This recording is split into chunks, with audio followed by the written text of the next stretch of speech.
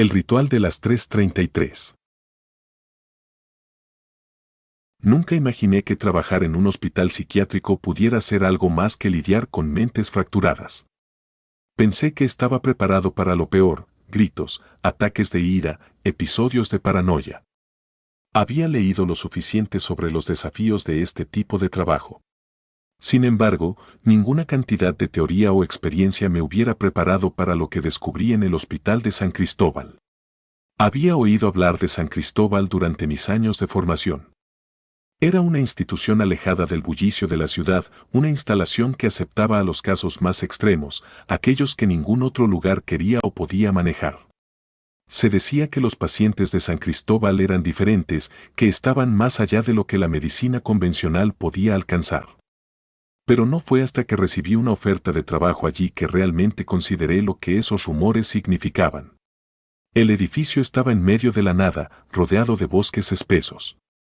Para llegar, había que conducir por una carretera solitaria que serpenteaba entre árboles y colinas.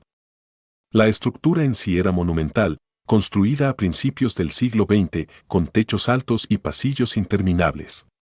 Desde el primer día, sentí que el lugar tenía una atmósfera pesada, como si las paredes cargaran con los secretos de décadas de tratamientos fallidos. Me asignaron el turno nocturno, lo que no era extraño en un lugar como ese. Los pacientes raramente dormían bien, sus noches estaban llenas de insomnio, delirios y alucinaciones. Mi trabajo consistía en vigilar los monitores, hacer rondas y asegurarme de que todo estuviera en orden. Al principio, todo parecía ser lo que esperaba: gritos ocasionales desde las habitaciones, pacientes caminando en círculos en sus celdas acolchonadas, el susurro de las enfermeras murmurando entre ellas en los pasillos. Nada fuera de lo normal. Pero todo cambió una noche, cuando noté algo inusual en los registros de las cámaras de seguridad. A las 3:33 de la mañana, justo a esa hora, los pacientes se agitaban. Al principio pensé que era una coincidencia, un simple fenómeno natural en la rutina de un hospital que nunca duerme. Pero mientras revisaba los videos de las noches anteriores, lo vi. Todas las noches, a esa exacta hora, algo extraño sucedía.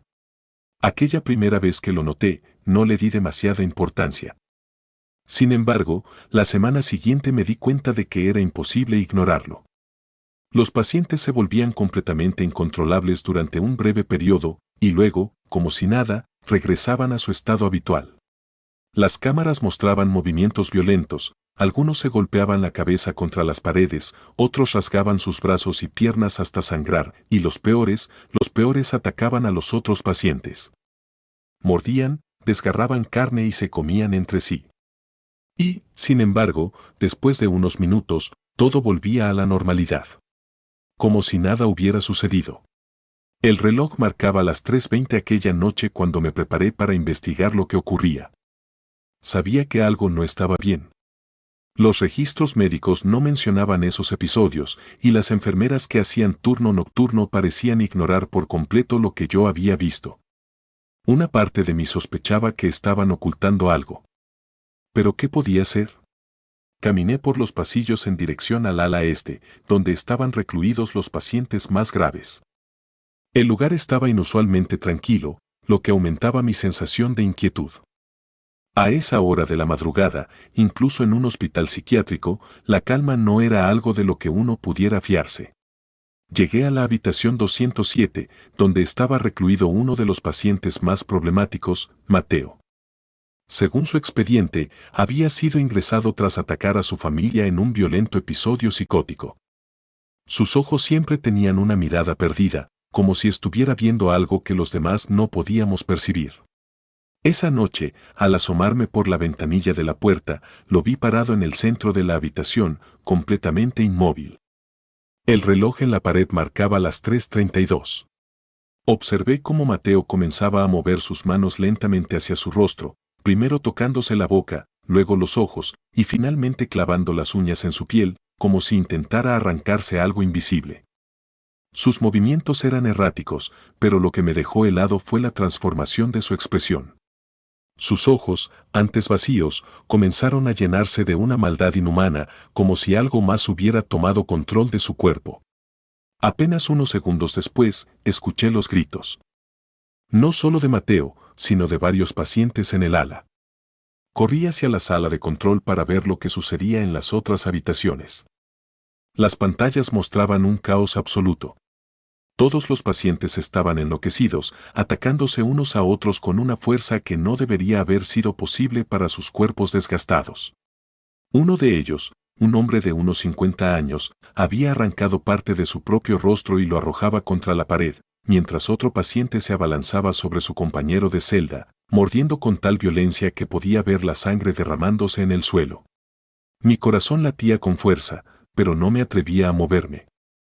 Lo más perturbador era que, a pesar de la violencia, las cámaras no mostraban a ningún guardia o enfermera interviniendo. Era como si, durante esos minutos, todos estuvieran ausentes. Me di cuenta de que yo era el único testigo. Y entonces, a las 3:43, todo se detuvo. Los pacientes, cubiertos de sangre y con heridas que habrían sido fatales en cualquier otro momento, simplemente regresaron a sus camas o comenzaron a caminar de nuevo en círculos como si nada hubiera pasado. Me acerqué a una de las habitaciones para verificar lo que acababa de presenciar. Abrí la puerta lentamente, esperando encontrar un escenario de carnicería. Sin embargo, lo que encontré fue aún más desconcertante. El paciente, que momentos antes se había arrancado pedazos de piel, estaba sentado en su cama, completamente ileso. No había rastros de sangre, ni en su cuerpo ni en la habitación. Todo estaba en orden. Regresé al control, revisando una y otra vez los videos. El fenómeno siempre duraba exactamente 10 minutos, de las 3:33 a las 3:43. La violencia era real, pero las heridas desaparecían tan rápido como aparecían. Era como si esos minutos no existieran en el tiempo normal. Esa misma noche, decidí buscar respuestas. Revisé los archivos antiguos del hospital, esperando encontrar algo que explicara lo que estaba sucediendo. Después de horas de búsqueda, encontré una serie de documentos que parecían haber sido deliberadamente ocultados. Según esos registros, el hospital había sido el centro de un culto en las décadas pasadas. Los líderes del culto realizaban rituales en las instalaciones, sacrificando pacientes y usando sus cuerpos para lo que describían como renovaciones espirituales. El culto creía que a las 3:33, la barrera entre el mundo físico y el espiritual se debilitaba lo suficiente como para permitir que fuerzas oscuras tomaran control de los cuerpos. A lo largo de los años, los sacrificios habían cesado, pero el fenómeno seguía ocurriendo. Los pacientes, sin saberlo, estaban siendo utilizados como peones en un ciclo de violencia ritual que se repetía noche tras noche. Intenté alertar a mis superiores, pero no me creyeron. Para ellos, solo era un trabajador más con una imaginación demasiado activa. Sin embargo, sabía que no podía quedarme allí. La violencia que presencié no era alucinación ni un simple fenómeno psiquiátrico. Algo mucho más oscuro estaba sucediendo en el hospital de San Cristóbal. Renuncié al día siguiente y nunca volví. Pero incluso después de haber dejado ese lugar, las imágenes de esos 10 minutos siguen atormentando mi mente. No sé qué sucede exactamente a las 3:33, pero sé que no es algo natural. Y aquellos que aún están allí, los pacientes y el personal, continúan atrapados en ese ciclo interminable de horror. San Cristóbal sigue funcionando, y todas las noches, a las 3:33, los gritos silenciosos de los condenados resuenan entre las paredes. Nadie sabe por qué ni cómo detenerlo. Y quizás, solo quizás, es mejor así. Porque hay cosas que, una vez que se entienden, ya no pueden olvidarse. El abismo en la mente. Nunca pensé que podría cruzar el umbral de la locura hasta que me encontré trabajando en el Hospital Psiquiátrico de Santa Belén. Lo que vi allí cambió para siempre mi percepción de la realidad y de lo que significa perder la mente. Mi nombre es Esteban Morales, y fui interno por 2 años en ese hospital, años que me enseñaron que algunos pacientes no están enfermos en el sentido tradicional. Algunos están atrapados por algo mucho más oscuro. Santa Belén era uno de esos hospitales antiguos, con techos altos y paredes desgastadas, un lugar que parecía haber sido olvidado por el tiempo.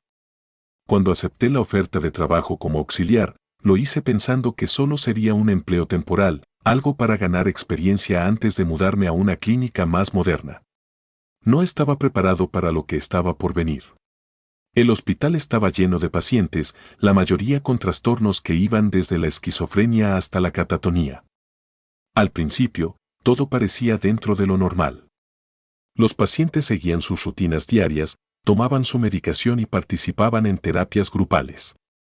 No había nada particularmente extraño en mi asignación en la sala D, la sección reservada para los pacientes de mayor riesgo. O al menos, eso pensé. Sin embargo, con el paso de los días, empecé a notar patrones en el comportamiento de ciertos pacientes. Algunos de ellos parecían sufrir de algo que no estaba en los manuales médicos. Uno de ellos era Federico García, un hombre de unos 40 años que había estado internado por más de 5.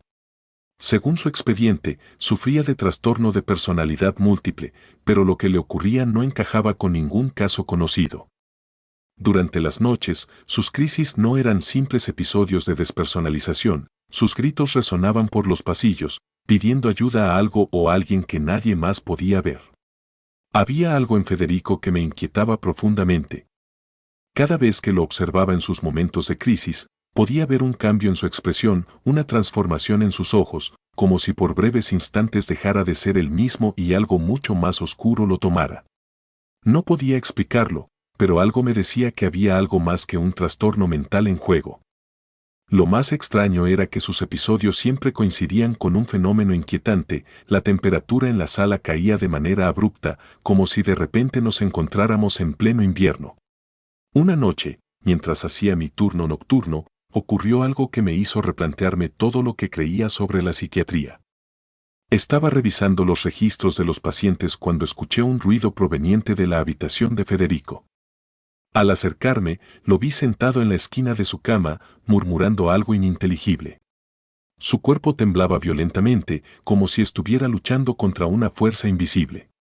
La habitación, que momentos antes había estado en silencio, ahora parecía vibrar con una energía extraña. Lo que vi en sus ojos esa noche no era humano. Algo lo había tomado, algo que no pertenecía a este mundo. Estaba convencido de que lo que enfrentábamos no era un trastorno mental común. Había algo maligno en el hospital, algo que usaba a los pacientes como vehículos para manifestarse. Pero Federico no era el único. Pronto descubrí que otros pacientes de la sala demostraban síntomas similares. Isabel, una mujer en sus 30, comenzó a dibujar símbolos extraños en las paredes de su habitación, símbolos que ningún médico o psiquiatra pudo identificar. Sus manos se movían compulsivamente, trazando líneas que formaban figuras geométricas que parecían tener un propósito oculto. Cuando le quitábamos los utensilios para dibujar, comenzaba a arañarse, tratando de grabar esos mismos símbolos en su piel. A pesar de todo, el personal médico no daba importancia a estos eventos. Para ellos, era solo parte de la enfermedad. Pero yo sabía que algo no estaba bien. Empecé a investigar por mi cuenta, revisando archivos antiguos del hospital, buscando pistas que explicaran lo que estaba ocurriendo. Fue entonces cuando descubrí algo aterrador. El Hospital Psiquiátrico de Santa Belén había sido construido sobre los cimientos de una antigua iglesia que, según documentos históricos, fue clausurada por el Vaticano debido a prácticas heréticas en el siglo XVIII. Los sacerdotes que servían en esa iglesia fueron acusados de realizar rituales oscuros, supuestamente invocando fuerzas malignas. Con el tiempo, la iglesia fue destruida, pero los rumores sobre la presencia de algo impuro en ese lugar nunca desaparecieron. Esta información me dejó paralizado. ¿Había algo atrapado en los muros de Santa Belén? ¿Algo que nunca debió ser liberado? Mis sospechas crecieron cuando un día encontré una carta escondida en uno de los cajones del archivo. Estaba firmada por el doctor Sebastián Villanueva, un psiquiatra que había trabajado en el hospital hace casi 20 años. La carta detallaba sus observaciones sobre los pacientes de la sala D, pacientes que, al igual que Federico e Isabel, mostraban comportamientos inexplicables. Pero lo que más me impactó fue la conclusión del doctor Villanueva: lo que enfrentamos no son trastornos mentales. He visto cómo las entidades que habitan en sus cuerpos se manifiestan. No son humanos. Son demonios y están atrapados aquí. Esa carta confirmó lo que había estado temiendo desde hacía semanas. Algo estaba poseyendo a los pacientes y Santa Belén era el epicentro de esta perturbación. Lo peor de todo era que no había forma de detenerlo. Los pacientes no eran los únicos afectados. Algo en el ambiente, en los muros del hospital, también estaba contaminado. Sentía que la oscuridad se extendía lentamente, afectando a todos los que permanecíamos allí por mucho tiempo. Cada vez era más difícil distinguir entre los pacientes que realmente estaban enfermos y aquellos que estaban siendo controlados por algo más. Federico empeoraba con cada día que pasaba. Su piel se volvió grisácea, y sus ojos, antes llenos de desesperación, ahora solo mostraban vacío. Una noche, cuando fui a revisar su habitación, lo encontré en medio de un ataque que parecía diferente a los anteriores. Su cuerpo se contorsionaba de formas imposibles, como si algo estuviera tratando de salir de él. Lo peor fue cuando lo miré fijamente. Una fuerza invisible me empujó hacia la pared, dejándome inmovilizado. Sentí como si una presencia oscura me envolviera, y pude escuchar claramente en mi mente un mensaje que me heló la sangre: este no es un lugar para humanos.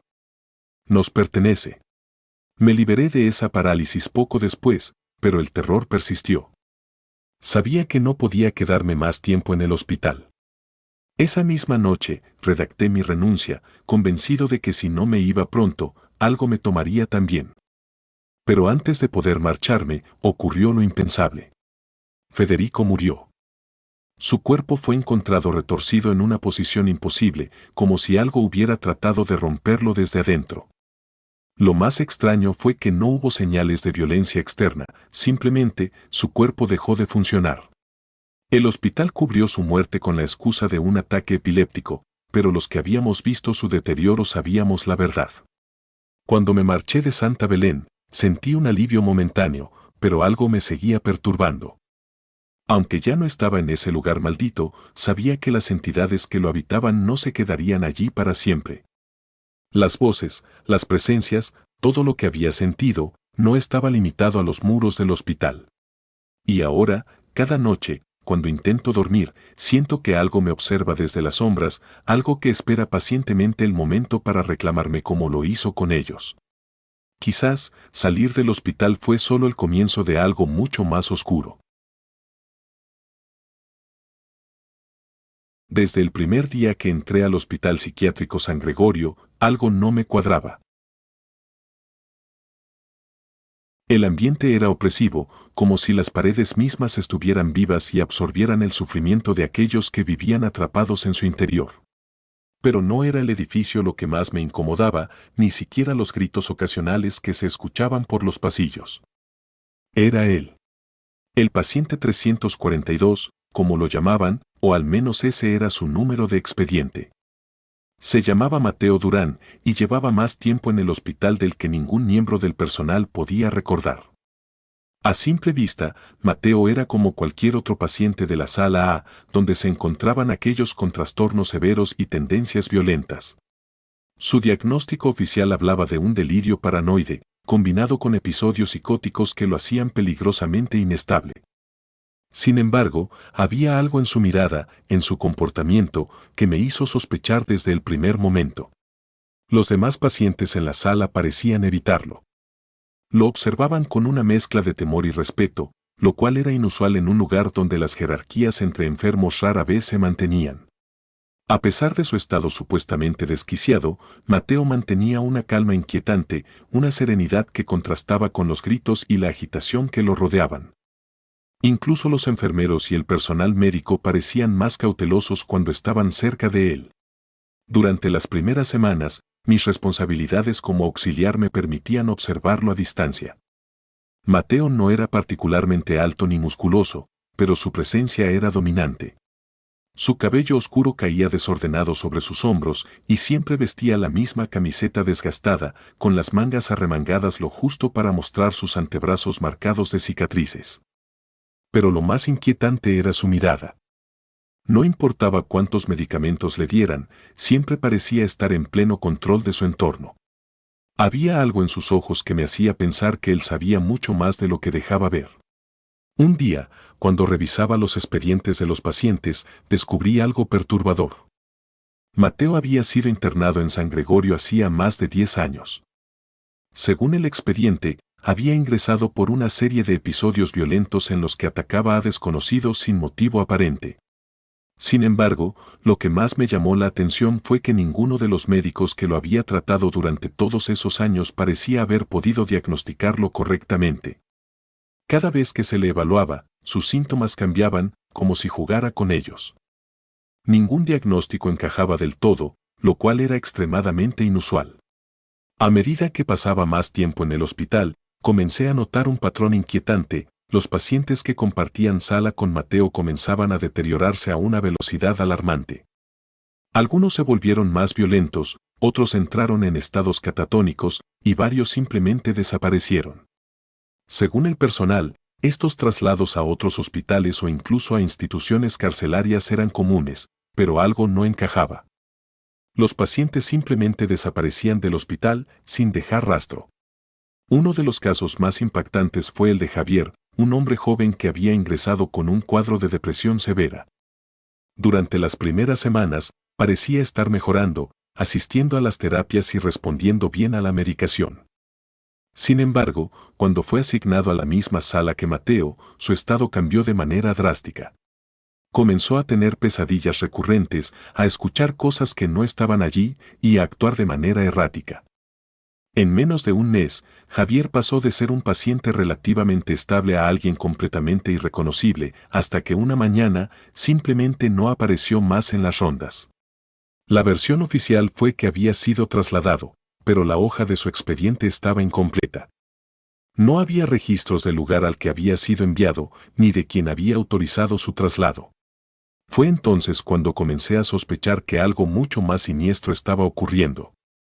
Mateo no era simplemente un paciente más. No estaba loco en el sentido en que todos creían. Fingía estarlo, pero había un propósito detrás de su fachada. Comencé a investigar por mi cuenta, revisando los archivos antiguos del hospital, buscando conexiones entre los pacientes que desaparecían y cualquier interacción que hubieran tenido con Mateo. Cuanto más leía, más crecía mi sensación de que algo no humano residía en San Gregorio. Los registros mostraban un patrón claro. Cada paciente que compartía sala con Mateo sufría un deterioro repentino, seguido de su desaparición. Las notas de los médicos eran vagas, como si intentaran encubrir lo que realmente estaba sucediendo. No había ningún traslado oficial, ni referencias a otros hospitales. Esas personas simplemente dejaban de existir. Empecé a prestar más atención a los movimientos de Mateo. Aunque pasaba la mayor parte del tiempo en su habitación, hubo noches en las que lo vi deambular por los pasillos, siempre con una calma perturbadora. Lo más extraño era que, aunque las cámaras de seguridad deberían haberlo captado, cuando revisé las grabaciones de esas noches, Mateo no aparecía en ninguna de ellas. Era como si pudiera moverse entre los espacios del hospital sin ser detectado. Una noche, después de que el hospital quedó en silencio, decidí seguirlo. Sabía que estaba arriesgando mucho, pero necesitaba respuestas. Lo vi salir de su sala y caminar hacia el ala este del hospital, un área que había sido clausurada años atrás debido a un incendio. Sin embargo, a pesar de las ruinas y la oscuridad, Mateo avanzaba con confianza, como si conociera cada rincón de ese lugar. Lo seguía a una distancia segura, cuidando de no hacer ruido. Lo que vi esa noche confirmó mis peores temores. En una de las habitaciones más alejadas, bajo el hospital, había un espacio que no aparecía en ningún plano oficial. Era una especie de sótano, una cámara oculta que solo podía describirse como un santuario profano. Las paredes estaban cubiertas de símbolos que no reconocí, escritos en una mezcla de sangre y ceniza. En el centro de la habitación, Mateo estaba de pie frente a un círculo dibujado en el suelo, rodeado de velas. Frente a él, en el centro del círculo, había un cuerpo. No podía distinguir quién era, pero su piel estaba pálida y su cuerpo inmóvil. Mateo no decía nada, pero en ese momento entendí lo que estaba ocurriendo. No era simplemente un hombre fingiendo estar loco. Mateo era algo más, algo que no pertenecía a este mundo. Había estado usando el hospital como su coto de caza, llevándose a los pacientes más vulnerables para algo mucho peor que la muerte. No había duda, era un demonio, disfrazado de humano, usando su poder para manipular a quienes lo rodeaban y torturar las almas de aquellos que desaparecían. Retrocedí lentamente, tratando de no hacer ruido, pero mi corazón latía tan fuerte que pensé que podría delatarme. Sabía que si me quedaba más tiempo en ese lugar, me convertiría en su próxima víctima. Al día siguiente, presenté mi renuncia. No tenía la menor intención de volver a poner un pie en ese hospital maldito. Pero, incluso después de haberme alejado de San Gregorio, no pude escapar del todo. Cada noche, cuando cierro los ojos, veo la figura de Mateo, de pie en esa habitación, con su mirada vacía fija en mí. Sé que, aunque me haya marchado, él no ha terminado conmigo. Y lo peor es que no soy el único que ha visto lo que él realmente es. Hay otros que también han sido testigos de su poder, pero nadie se atreve a hablar de ello. Porque en el fondo, todos sabemos que Mateo, o lo que sea que habita en él, sigue allí, esperando pacientemente su próxima víctima. Y sé que, eventualmente, vendrá a buscarme también. El Hospital del Sacrificio. Cuando acepté el trabajo en el Hospital Psiquiátrico de San Martín, no tenía idea de lo que realmente me esperaba. Había escuchado rumores sobre hospitales en ruinas, instituciones que trataban a sus pacientes con métodos cuestionables. Pero San Martín no era solo un hospital deteriorado o anticuado. Era un lugar donde la realidad y el horror parecían entrelazarse de una manera insólita. Al principio, todo parecía normal, o tan normal como puede ser un hospital psiquiátrico en medio de la nada. Rodeado de colinas áridas y caminos de tierra, el edificio se erigía como un monumento olvidado. Las paredes grises estaban marcadas por el paso del tiempo, y en cada esquina había señales de que el lugar había conocido tiempos mejores. Lo que no sabía en ese momento era que debajo de toda esa decadencia, algo mucho más oscuro se escondía. Mi primer día transcurrió sin mayores problemas. Me asignaron tareas sencillas, revisar el estado de los pacientes, ayudar al personal con la administración de medicinas y familiarizarme con los protocolos. Sin embargo, había una sección del hospital a la que me dijeron que no debía acercarme. El ala sur. Reparaciones en progreso, me dijeron. Pero no había signos de trabajo en esa parte del edificio. Las luces estaban apagadas y la puerta permanecía cerrada con llave. Aún así, no me preocupé demasiado al principio. San Martín ya era bastante abrumador sin añadir a mi lista de preocupaciones una zona en obras. Fue en mi segunda semana cuando comencé a notar las inconsistencias. Una de las enfermeras, con quien había hecho buena amistad, desapareció de la noche a la mañana. Nadie habló de su ausencia. Cuando pregunté por ella, recibí respuestas vagas, decidió marcharse o quizás no soportó la presión. Era extraño, pero no pensé mucho en ello hasta que empecé a darme cuenta de un patrón. No solo era esa enfermera. Otros empleados, de los que apenas sabía algo, también desaparecían sin previo aviso. Y lo más desconcertante era que, al revisar los registros de personal, ni siquiera figuraban como parte del hospital. Era como si nunca hubieran estado allí. Una noche, mientras realizaba mi turno nocturno, el silencio en el hospital se volvió abrumador. Todo estaba demasiado tranquilo. Mientras caminaba por los pasillos, con la tenue luz de las lámparas iluminando apenas el suelo, me sentí atraído por el ala sur. A pesar de las advertencias y de las supuestas reparaciones, algo en mi interior me empujaba hacia allí. Quizás fue la curiosidad, o quizás fue algo más. Llegué a la puerta, sorprendido de encontrarla entreabierta. Las reparaciones en progreso evidentemente no incluían asegurar las puertas. Empujé suavemente y un chirrido prolongado resonó en el pasillo. Al cruzar el umbral, una sensación de frío me recorrió. El aire aquí era denso, cargado de una tensión palpable. No había signos de trabajo alguno, al contrario, el lugar parecía completamente abandonado, cubierto de polvo y con muebles viejos apilados en las esquinas. Avancé por el pasillo, deteniéndome de vez en cuando para escuchar.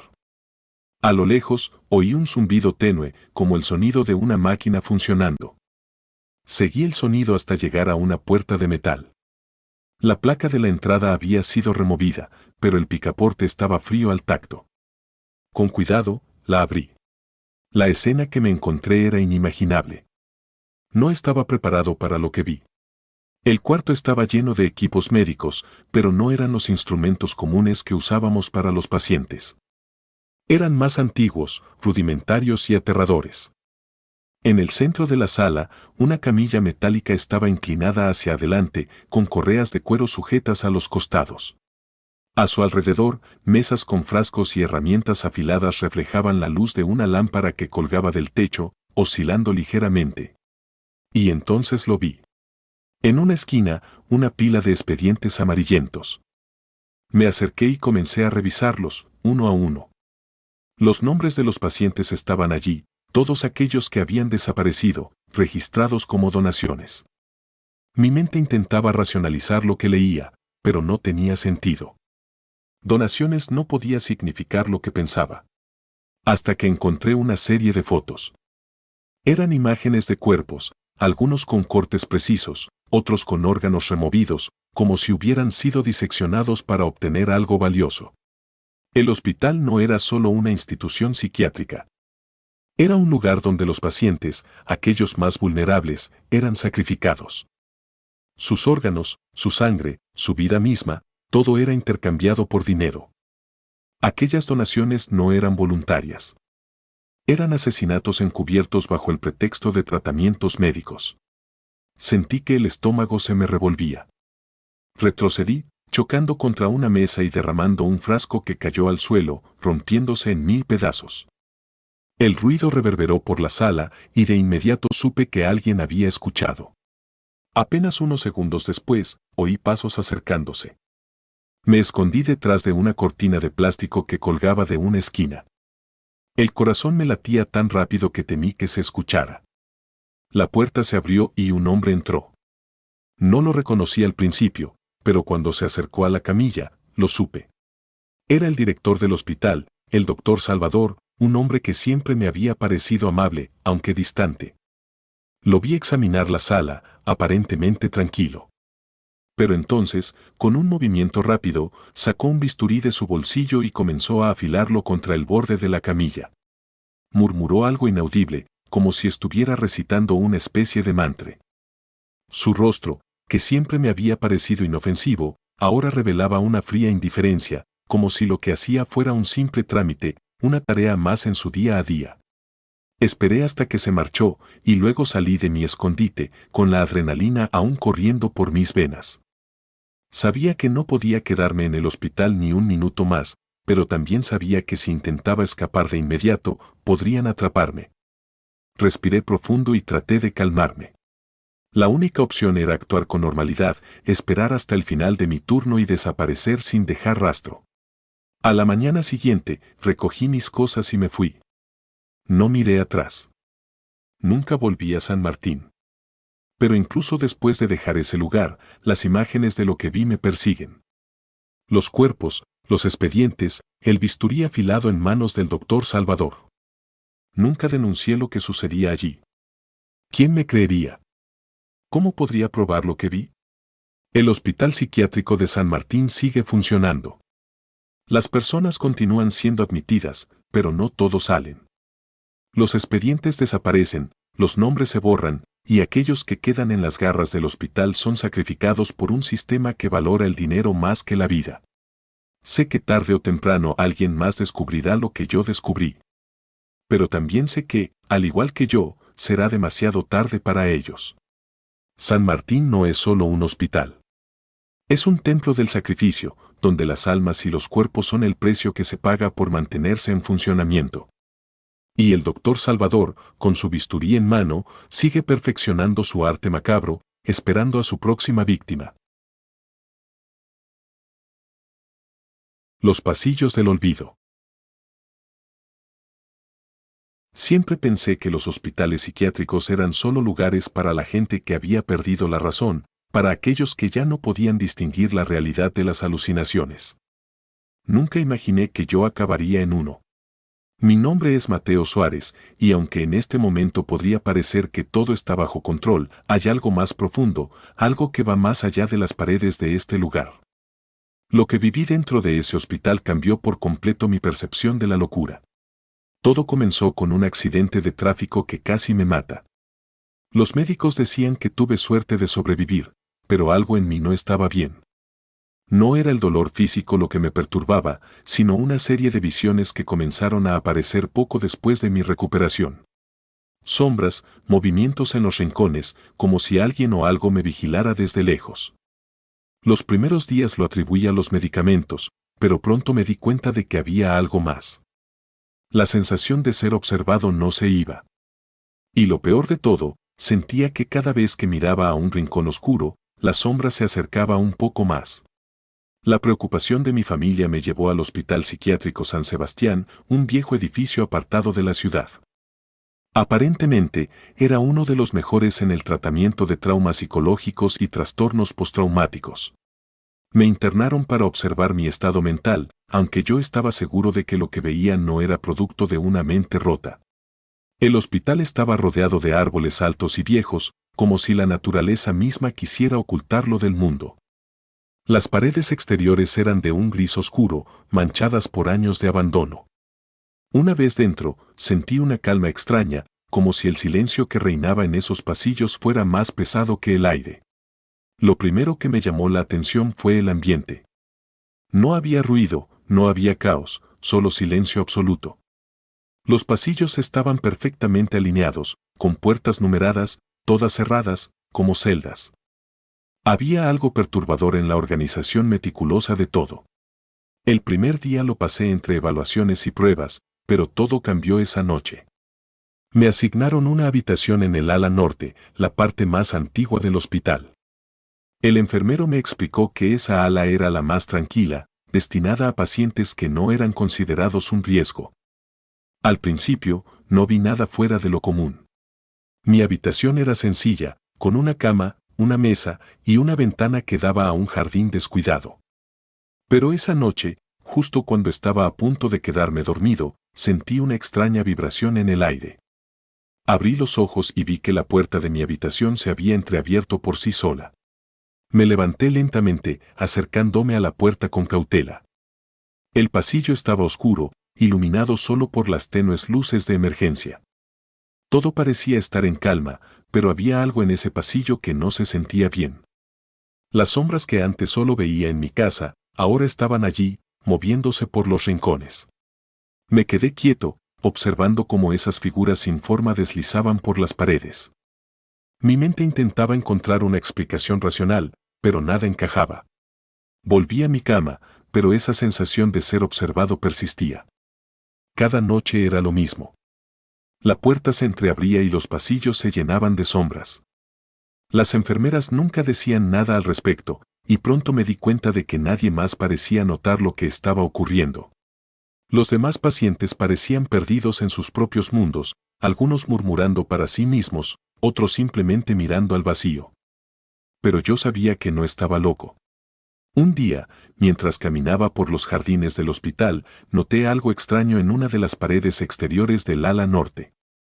Había marcas, como si alguien hubiera intentado raspar la pintura con las uñas. Me acerqué y vi que las marcas formaban patrones, símbolos que nunca antes había visto. Las marcas no eran recientes, parecían llevar allí años, quizás décadas. Pregunté a uno de los enfermeros sobre ellas, pero me ignoró, como si no quisiera hablar del tema. Esa noche, mientras intentaba dormir, escuché un sonido que me erizó la piel. Era como un arrastre, algo moviéndose en el suelo del pasillo.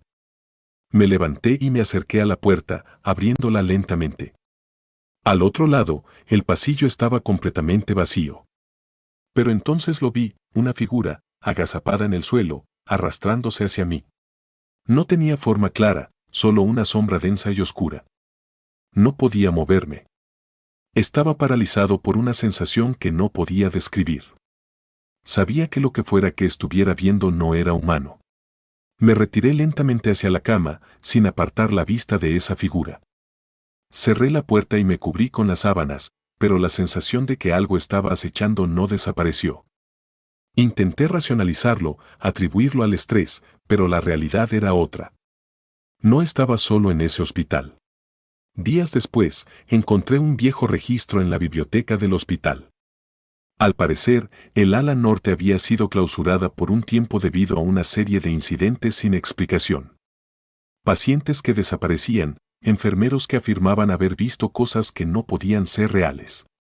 Aunque el hospital trató de encubrirlo, los rumores sobre el ala norte persistían. Y ahora yo estaba viviendo lo que esas personas habían descrito. Todo empezó a intensificarse. Las sombras ya no se quedaban en los pasillos. Ahora estaban en mi habitación, observándome desde los rincones, acercándose más cada noche. Intenté hablar con los médicos, pero nadie me escuchaba. Comenzaron a darme más medicación, creyendo que todo era parte de mi mente deteriorada. Pero yo sabía la verdad. Algo más estaba en ese lugar. Una noche, decidí enfrentar lo que fuera que estuviera acechando en los pasillos. Salí de mi habitación y caminé por el ala norte, siguiendo las sombras que se deslizaban por el suelo. El hospital estaba en completo silencio, pero sentía que algo me observaba desde cada rincón. Llegué hasta una puerta que nunca había visto antes. No tenía número, solo estaba ahí, como si fuera una parte oculta del hospital. Abrí la puerta y me encontré en una pequeña sala, vacía, excepto por una camilla en el centro. Pero lo más perturbador fue lo que vi en las paredes, las mismas marcas que había visto en el jardín, los mismos símbolos, solo que aquí estaban mucho más claros. Me acerqué y sentí una energía pesada en el aire, como si el lugar estuviera cargado con algo oscuro y antiguo. De repente, la puerta detrás de mí se cerró de golpe. Intenté abrirla, pero estaba atrapado. Las luces comenzaron a parpadear y las sombras que había estado viendo se arremolinaron a mi alrededor, como si fueran atraídas por los símbolos en las paredes. Sentía que mi mente se fragmentaba, que lo que estaba presenciando no era de este mundo. Entonces lo entendí. Este hospital no era solo un lugar para enfermos mentales. Era un portal, un punto de encuentro entre nuestro mundo y algo más oscuro. Las sombras, esas entidades, no eran simples alucinaciones. Eran algo real, atrapado entre ambos mundos, buscando algo o alguien para reclamar. Cuando las luces se apagaron por completo, sentí que algo se movía detrás de mí. Un frío penetrante me envolvió, y aunque no podía verlo, sabía que estaba cerca. Sabía que el hospital psiquiátrico no era lo que parecía, y que, de alguna manera, había caído en una trampa. Ahora era parte de ese juego oscuro, y la locura no venía de mi mente, sino de las cosas que habitaban en los rincones olvidados de este lugar. El Hospital San Sebastián no era un lugar de sanación. Era una prisión para algo mucho más antiguo y oscuro. Dentro de los muros del silencio. Siempre había creído que los hospitales psiquiátricos eran lugares de cura, espacios donde las mentes rotas podían encontrar paz.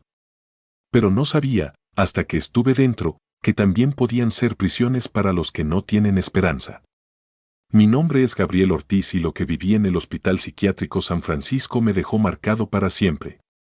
Mi ingreso al hospital no fue por locura, sino por agotamiento. El estrés había destrozado mi mente y cuerpo tras años de lidiar con la muerte de mi hermano menor, Iván. Los médicos pensaron que sería mejor mantenerme bajo observación por un tiempo, y yo, en ese momento, no tuve las fuerzas para negarme. Lo que ocurrió allí, sin embargo, me mostró que no todo lo que es tratado como locura lo es en realidad. El hospital estaba en una colina, lejos de la ciudad. Desde la carretera, se veía como una enorme estructura gris, sujeta a la tierra por viejas paredes de ladrillo y ventanas enrejadas. El lugar parecía atrapado en el tiempo, olvidado por la modernidad. Entrar en ese edificio era como cruzar un umbral invisible hacia otra realidad. El primer día pasó sin incidentes. Me registraron, me asignaron una habitación y me dieron un calendario de las terapias que seguiría.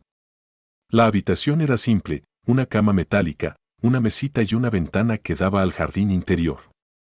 Todo parecía tranquilo. O eso pensé.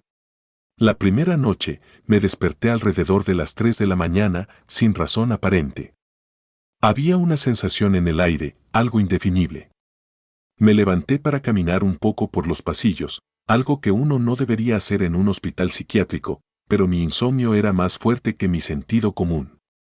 Caminé por los pasillos casi desiertos, con solo unas pocas luces parpadeantes aquí y allá. Fue entonces cuando lo noté. Una figura parada al final del pasillo. No me moví de inmediato, solo observé.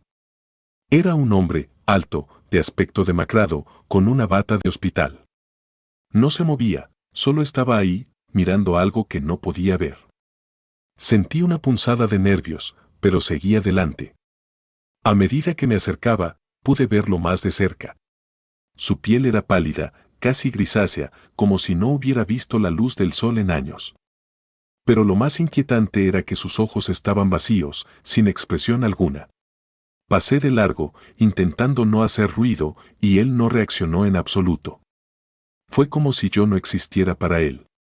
Pensé que tal vez era un paciente en estado catatónico, pero algo en su presencia me perturbaba. Volví a mi habitación sintiendo que algo extraño estaba ocurriendo en ese lugar. Los días siguientes continuaron de manera rutinaria. Terapias, medicación, chequeos. Pero todas las noches, me despertaba a la misma hora, y siempre veía la misma figura al final del pasillo. A veces estaba en una esquina, otras veces en medio del corredor. Pero nunca se movía, nunca hacía nada, solo existía en el borde de mi visión. Comencé a preguntar a las enfermeras sobre él. Nadie parecía saber a quién me refería. Decían que mi mente estaba jugando trucos, que el estrés estaba generando alucinaciones. Pero no me convencieron. Sabía lo que había visto. Así que empecé a investigar por mi cuenta, preguntando a otros pacientes, tratando de juntar piezas. Con el tiempo, me enteré de algo perturbador. Muchos de los que habían estado en mi ala del hospital reportaban haber visto cosas que no podían explicar. Algunos mencionaban haber visto sombras en los pasillos, otros hablaban de una presencia constante que los vigilaba. Todos esos relatos me llevaron a una conclusión inquietante: algo o alguien estaba acechando a los pacientes, algo que no era humano. Una noche, decidí quedarme despierto y esperar a que apareciera esa figura. Tomé una silla y me senté junto a la puerta de mi habitación, con la puerta entreabierta, mirando hacia el pasillo. El hospital estaba en silencio, y las luces del corredor parpadeaban de vez en cuando. El tiempo pasaba lento, y cada minuto que avanzaba sentía que mi respiración se volvía más pesada. Entonces, lo vi. La figura estaba de pie al final del pasillo, inmóvil, como siempre. Pero esta vez, algo cambió. Lentamente, comenzó a caminar hacia mí. No podía ver bien su rostro, pero su postura era antinatural, como si no estuviera hecho para moverse. Cada paso que daba parecía arrastrar el tiempo mismo, como si el aire se volviera denso a su alrededor. Quería moverme, pero mis piernas no respondían. Estaba atrapado en una parálisis de terror, incapaz de apartar la vista de esa figura que se acercaba. Cuando estuvo a solo unos metros de mí, vi lo que llevaba en las manos: una bata de hospital, la misma que había estado usando mi hermano cuando murió. Un frío indescriptible recorrió mi cuerpo, y mi mente se llenó de preguntas. ¿Cómo era posible? Iván había muerto años atrás. Pero allí estaba, o al menos algo que tenía su ropa. De repente, la figura se detuvo frente a mi puerta. No dijo nada, no se movió, pero su mera presencia era opresiva. La sensación de que algo no estaba bien se hizo insoportable.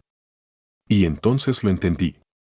Este hospital no era un lugar de curación, era un lugar donde las almas perdidas quedaban atrapadas, donde la muerte no significaba el fin, sino el comienzo de algo peor. El Hospital San Francisco tenía una historia oscura, un pasado que nadie hablaba abiertamente. Muchos pacientes habían muerto allí bajo circunstancias misteriosas, y los registros de esas muertes siempre habían sido vagos, incompletos. Ahora sabía por qué. Algo había estado cazando a los pacientes durante años, algo que no pertenecía a este mundo. Las noches que siguieron fueron aún peores. La figura no se limitó a aparecer en los pasillos. Comenzó a invadir mis sueños, trayendo consigo recuerdos distorsionados de mi hermano, como si intentara jugar con mi mente, quebrarla. No sabía cómo salir de ese ciclo de terror. Un día, mientras exploraba el hospital, encontré una sala oculta en el sótano, una que no aparecía en los planos. La puerta era vieja, corroída por el tiempo, pero logré abrirla con un esfuerzo. Lo que encontré dentro me heló la sangre. Era una especie de archivo lleno de documentos antiguos. Algunos de ellos hablaban de experimentos realizados en los pacientes décadas atrás, cuando el hospital servía también como centro de investigación psiquiátrica. Pero lo que más me impactó fue una serie de informes que detallaban la muerte de varios pacientes, todos en circunstancias extrañas, todos reportando haber visto algo antes de morir. Uno de esos informes tenía el nombre de mi hermano, Iván Ortiz. Según el archivo, su muerte no había sido un accidente como nos habían hecho creer. Había sido parte de esos experimentos, una víctima más de lo que sea que estaba acechando ese hospital. Salí de esa sala con una sensación de vacío. Sabía que tenía que escapar de ese lugar, pero algo me decía que no sería tan fácil. El hospital no dejaba ir a sus víctimas tan fácilmente. Esa noche, mientras me preparaba para escapar, la figura apareció una vez más, esta vez dentro de mi habitación. Me quedé congelado, sabiendo que ya no había vuelta atrás. Lo que fuera que estuviera detrás de todo esto, había estado esperando este momento. Cuando finalmente logré salir del hospital, me di cuenta de que no había escapado del todo. Las sombras, las figuras, todo lo que vi en ese lugar me seguía, persiguiéndome en cada rincón de mi mente. El Hospital San Francisco no solo había sido mi prisión, sino que se había convertido en parte de mí. El pabellón del silencio. Las puertas de hierro del Hospital Psiquiátrico Valle Verde se cerraron tras de mí con un golpe seco. Siempre pensé que trabajar en un hospital psiquiátrico sería un desafío, pero lo que encontré en este lugar superó cualquier expectativa o idea que pudiera haber tenido. Desde el momento en que crucé el umbral, sentí que algo no estaba bien, aunque no podía decir exactamente qué era. El aire allí dentro parecía más pesado, como si las paredes estuvieran cargadas de una historia que nadie quería contar. El pabellón donde me asignaron era conocido como el Pabellón del Silencio, un nombre que al principio no entendí del todo, pero que más tarde cobraría un significado aterrador.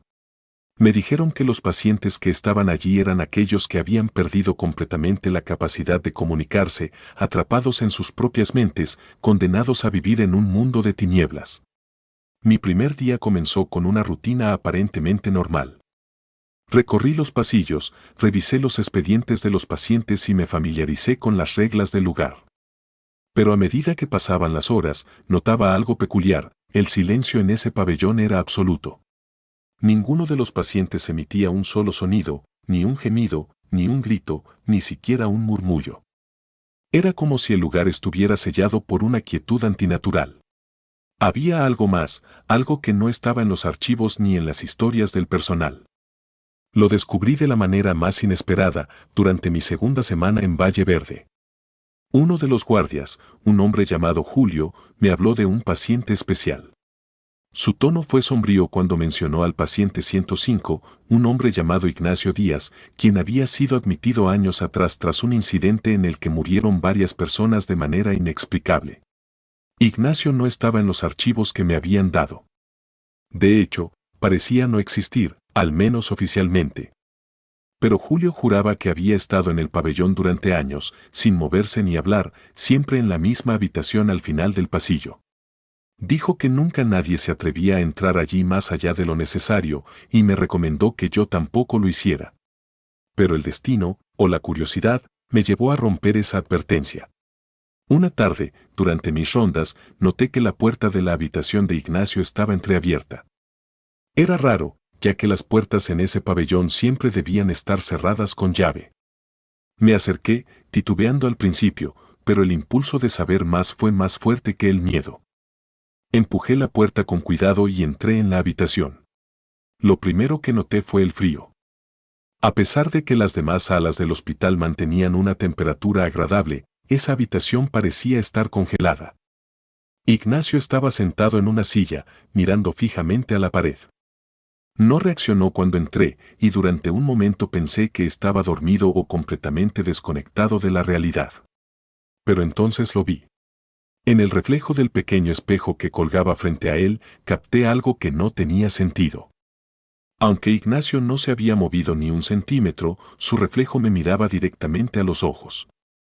Sentí un escalofrío recorrer mi cuerpo, pero me obligué a no parpadear, intentando racionalizar lo que veía. Era imposible. No podía ser real. Me retiré rápidamente, cerrando la puerta tras de mí, pero el incidente me dejó intranquilo. Pasé el resto de la jornada intentando concentrarme en otras tareas, pero no podía dejar de pensar en lo que había visto en esa habitación. Decidí investigar más sobre Ignacio, pero cuando revisé los archivos nuevamente, su expediente seguía sin aparecer. Era como si no existiera, como si todo lo que me habían contado fuera una historia inventada. Pero yo sabía que lo había visto. Esa noche, no pude dormir. Las imágenes de su reflejo persiguiéndome se repetían una y otra vez en mi mente, como si mi subconsciente intentara advertirme de algo. Pero, ¿de qué? Al día siguiente, volví al hospital, decidido a obtener respuestas. Le pregunté a uno de los doctores más antiguos, el doctor Méndez, sobre el paciente 105, pero se limitó a mirarme con una mezcla de desconcierto y algo que parecía ser miedo. No hay ningún paciente con ese número aquí, fue todo lo que dijo antes de cambiar de tema abruptamente. La intriga se convirtió en una obsesión. Cada día que pasaba en Valle Verde, sentía que estaba siendo vigilado. No por los pacientes ni por el personal, sino por algo más. Empecé a notar pequeños detalles, luces parpadeantes, sombras que se movían donde no debería haber nadie. Pero lo peor era el silencio. Ese silencio absoluto que se extendía como una niebla sofocante en todo el pabellón. Finalmente, una noche, decidí regresar a la habitación de Ignacio. Algo me decía que debía enfrentar lo que fuera que estaba ocurriendo allí, que si no lo hacía, nunca encontraría la paz. Era tarde, ya pasada la medianoche, cuando caminé por los pasillos vacíos. El hospital estaba más silencioso que nunca, y el eco de mis pasos resonaba como tambores en mi cabeza. Cuando llegué a la puerta, esta vez estaba cerrada. La abrí con la llave que había conseguido del guardia de turno, y entré. Ignacio seguía allí, en la misma posición, mirando la pared. Pero esta vez, sentí algo diferente en la habitación. Un peso en el aire, como si el espacio estuviera lleno de una presencia invisible. Caminé hacia él, mis pasos lentos y cuidadosos, hasta que estuve lo suficientemente cerca como para verlo de nuevo en el espejo. Al principio, todo parecía normal.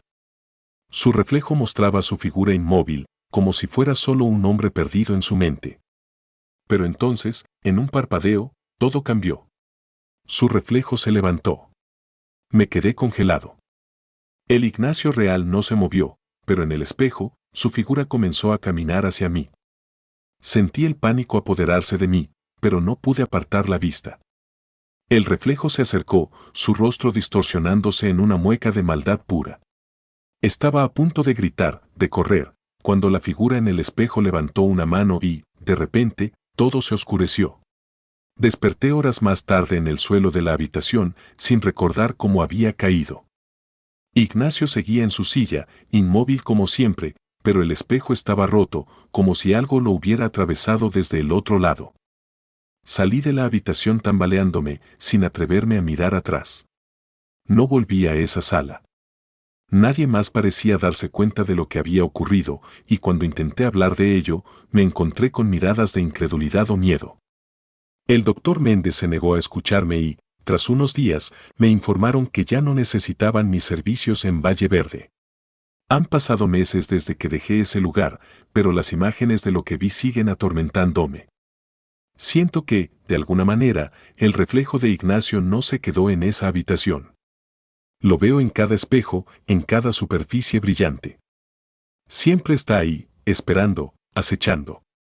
Y sé que algún día, cuando esté solo, vendrá a buscarme. Si te gustó este video de terror, no olvides regalarnos un like y suscribirte al canal para más historias escalofriantes. Activa la campanita para que no te pierdas ninguno de los próximos relatos del Archivo del Misterio. Nos vemos en el próximo video, si te atreves.